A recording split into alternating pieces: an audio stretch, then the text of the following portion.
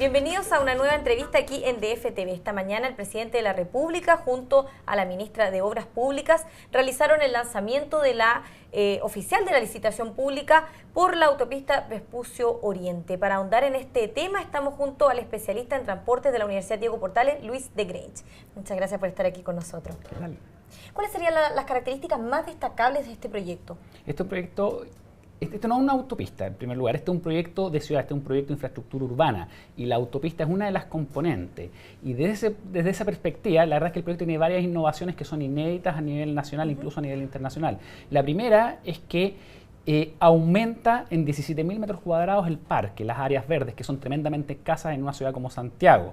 La segunda gran innovación es que es una trinchera cubierta de 2 niveles. ¿Y eso qué significa? Mucha gente cree incorrectamente que las trincheras pasan por la superficie y la verdad es que no es así. Este es un túnel de baja profundidad, ya en que la distancia entre el suelo y el techo de la autopista va entre 2 y 4 metros, lo que te permite, por una parte, mantener gran parte de los árboles existentes hoy en día y al mismo tiempo plantar prácticamente cualquier especie. ¿Por qué? Porque permite sostener raíces muy, muy grandes. Esa es la segunda gran innovación. ¿Y cuál sería la tercera? La tercera va a ser el método constructivo, que va a permitir, conforme tú avances la obra, ya en el periodo de 5 o 6 meses, tú la vas tapando automáticamente y después sigues construyendo por debajo. Por lo tanto, la intervención temporal del parque va a ser por tramos y entre 5 y 6 meses. Y la cuarta y última gran innovación, además de otras menores, pero la cuarta gran innovación que tiene el proyecto es que varias de las salidas son invisibles, es decir, no afectan ni el parque ni la vialidad local por la superficie, sino salen directamente al destino de las personas, generando una mayor capacidad y evitando problemas que, por ejemplo, observamos en la conexión entre Costanera Norte y Norte Sur, que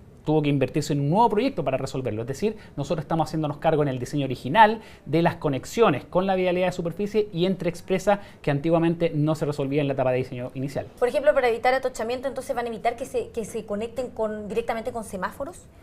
Mira, logramos, dentro de las 6 entradas y salidas que tiene el proyecto y que afectan directamente la vialidad local, logramos que 6, de esas 6, 3 sean como invisibles, pasen por debajo del Vespucio de la vialidad local y lleguen directamente al destino.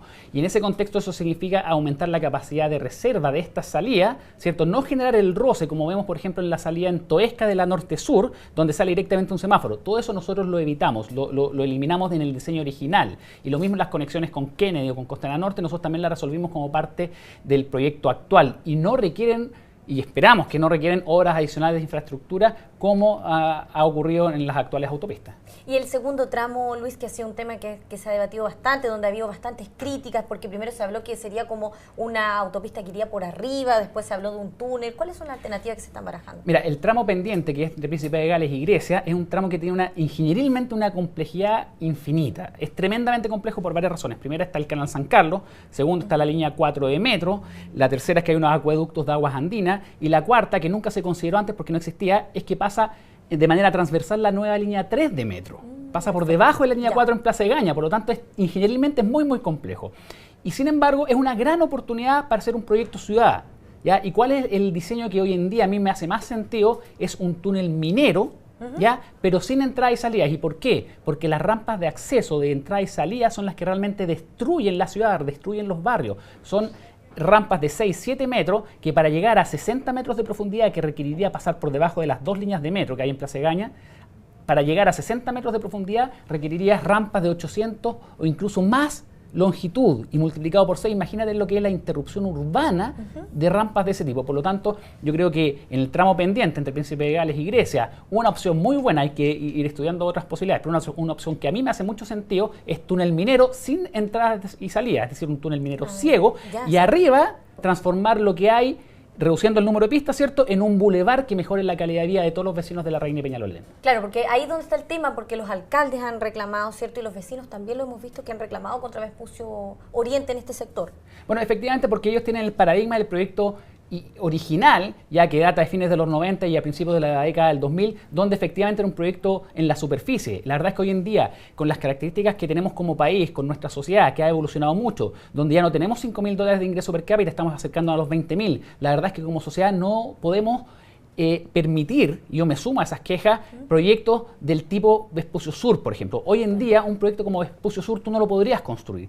Y ahora Vespucio Oriente, en el tramo pendiente entre Príncipe de Gales y Grecia, existe una tremenda oportunidad de que sea subterráneo, un túnel minero, ciego, sin rampa de acceso y salida para no destruir los barrios que hay por ahí y al mismo tiempo mejorar varios de los dispositivos negativos que hay en la superficie, por ejemplo el paso sobre nivel en Avenida Grecia, y generar un bulevar urbano en la superficie que revitalice todo el sector. Entonces tú como experto vas a insistir en el tema del túnel minero para este tramo. O sea, yo tengo la convicción hoy en día, con los antecedentes que manejo, tengo la convicción profesional de que la solución en el tramo pendiente de Américo Vespucio entre Príncipe de Gales y Avenida Grecia tiene que ser un túnel minero ciego, ¿sí? Y con un proyecto urbanístico, un bulevar en la superficie, lo que también conlleva un compromiso por parte de las municipalidades, que es que tienen que estar dispuestos a cambiar el plano regulador. ¿Por qué? Porque hoy en día, la verdad es que en el tramo por Vespucio entre Príncipe de Gales y Grecia no hay parque, no hay casas patrimoniales, la verdad es que urbanísticamente vale muy poco todo ese trayecto y por lo tanto tienen que estar dispuestos a revitalizar modificando el plano regulador para que se justifique una autopista subterránea y al mismo tiempo la superficie esté al nivel del proyecto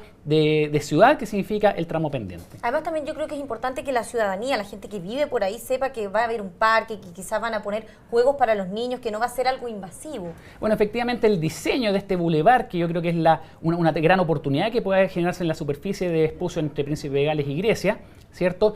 Tiene que requerir o adecuarse a las necesidades de las personas. Porque, por ejemplo, en Vespucio, en el proyecto actual entre El Salto y Bilbao, ¿cierto?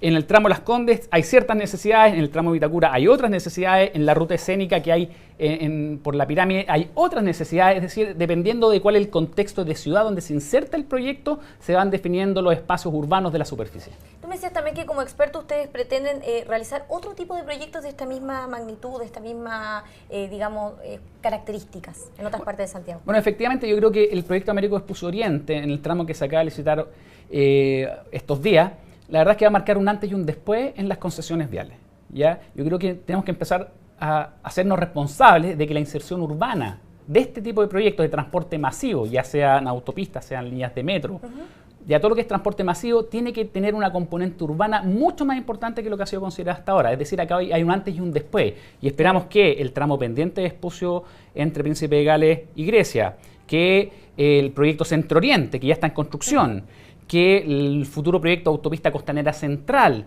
y todos esos proyectos, la misma Ruta 5 Norte, se hagan cargo de lo que es la ciudad, el entorno, la convivencia con las personas para mejorar la calidad de vida de todos. En el fondo que se escucha a la ciudadanía también que hoy en día reclama si algo no le gusta.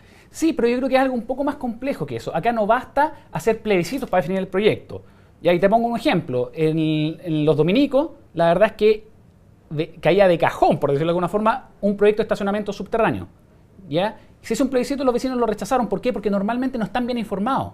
Claro. Entonces, un rol de las autoridades locales es informar correctamente, ¿ya? Y por eso surge el liderazgo de los alcaldes, de los ministros y de todos los agentes relevantes para informar correctamente y para tomar decisiones que finalmente se traduzcan en mejor calidad de vida y no tampoco dejarse llevar por presiones de grupos minoritarios local que tienen agendas propias en desmedro de las agendas de toda la ciudadanía. Finalmente, volviendo ya al tema de Vespucio Oriente, ¿esta autopista ya debería estar disponible en 2019 aproximadamente? Bueno, efectivamente, esa es una fecha estimada. Debiera recibirse las propuestas de licitantes en el mes de octubre, noviembre. La adjudicación, ojalá sea lo antes posible, febrero, marzo del próximo año. Ahí empiezan algunos de los estudios pendientes de ingeniería para afinar en detalle justamente cómo hay que construir la obra. Y la obra misma debería empezar a construirse el 2016 y ojalá el 2019-2020 estar operativa y funcionando. Muchas gracias por tu tiempo, Luis de Grange, por haber estado con nosotros aquí comentando lo que va a ser finalmente esta autopista Vespucio Oriente. Encantado. Y a ustedes los esperamos en una siguiente entrevista aquí en DF TV.